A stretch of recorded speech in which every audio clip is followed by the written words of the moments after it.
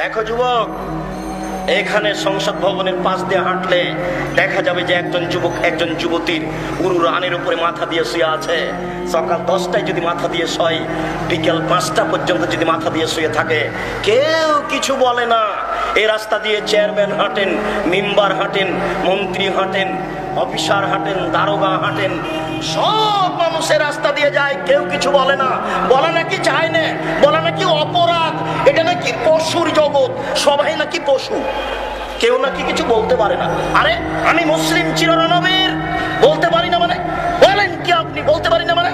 আল্লাহ নবী বলছেন, মান রামিন কুমুন কারান ফাইলাগি ফালিগাইরহু বিয়াদিহি ফাইলা মাস্তাদাফা বিলিসানিহি ফাইলা মাস্তাদাফা বিকালবিহি তাহলে কাজু ফুলিমান। যে কোনো অন্যায় দেখলে জোর করে ঠেকাতে হবে, যে কোনো অন্যায় দেখলে জোর করে ঠেকাতে হবে, যে কোনো অন্যায় দেখলে জোর করে ঠেকাতে হবে। সম্ভব না হলে বলতে হবে, দেখো এইভাবে বসে থাকা ঠিক নয়। জোর করে যদি ঠেকাতে না পারি তাহলে বলতে হবে, দেখো এটা ঠিক নয়। নগ্ন ছবি চলছে, বাপের উচিত লাথি মেরে টিভি ভেঙে দাও। বা চাচার উচিত ছেলের 2 কানে ইয়ারফোন লাগা আছে, ইন্ডিয়ার নগ্ন গান চলছে, চাচা দেখে, বাপ মা দেখে, কে বলেছে বাপ মা শিক্ষিত? চিনা? হাত ধরে সেবারে ছুঁড়ে ইয়ারফোনটা নিয়ে ছিঁড়ে ফেলে দেওয়া উচিত। এটা জোর করে ঠেকাতে হবে বাপকে, চাচাকে, দায়িত্বশীলকে। যদি সম্ভব না হয় তাহলে বলতে হবে, বেটা এটা ঠিক নয়, বাবা এটা ঠিক নয়। এটাও যদি সম্ভব না হয় তাহলে বলতে হবে, তোমাকে ঘৃণা করি, তোমার কাজকে ঘৃণা করি, আমি সরে গেলাম। বাঁচার 3টে পথ, বুঝতে পারেননি? বাঁচার 3টে পথ। কই বসে আছে? এখনো বসে আছে, কেউ কিছু বলে না। এদেশে মুসলমান নেই। পৃথিবীতে মাত্র একজন মানুষের কথা চলবে, যার নাম মোহাম্মদ সাল্লাল্লাহু আলাইহি সাল্লাম। পৃথিবীর কোনো মানুষের কথা চলবে না। পীর সাহেবের দোহাই দিয়ে ধর্ম চলে না, বড় হুজুরের দোহাই দিয়ে ধর্ম চলে না, কোন মানুষের দোহাই দিয়ে ধর্ম চলে না। শুধুমাত্র একজন মানুষের কথা চলে, যার নাম মোহাম্মদ সাল্লাল্লাহু আলাইহি ওয়াসাল্লাম, একক ব্যক্তি। সম্মানিত দিনী ভাই, আপনার ব্যাপারে আল্লাহ তাআলা কঠোরভাবে বলছেন, ফাসআলু আহলা যিকরি ইন কুনতুম লা তা'লামুন বিল বাইয়িনাতি ওয়াস সুবুর।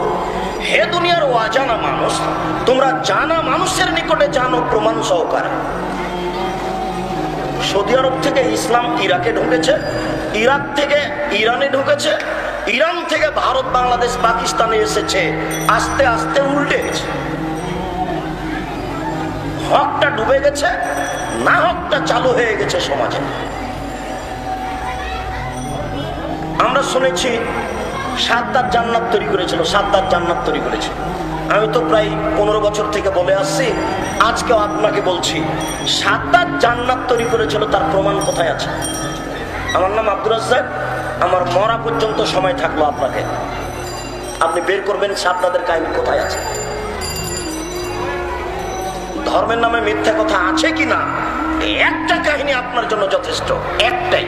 আপনি শুধু বের করবেন সাদ্দাত জান্নাত তৈরি করেছিল, এটা আছে কোথায়। জন্মের পর থেকে, যেদিন থেকে বুদ্ধি হয়েছে সেদিন থেকে তো শুনে আসছি যে সাদ্দাতের জান্নাত ছিল, সাদ্দাত জান্নাত তৈরি করেছিল, অনেক কিছু। সম্মানিত দিনী ভাই, আল্লাহ তাআলা আপনাদের ব্যাপারে বলছেন যে তোমরা জানা মানুষের নিকটে জানো, প্রমাণ সহকারে জানো। আর হাদিসে এসেছে, তোমরা যার কাছে দিন শুনছো তাকে দেখো তার দিন শোনা যাবে কিনা, তার কাছে বক্তব্য নেওয়া যাবে কিনা, তার কাছে ধর্ম শোনা যাবে কিনা।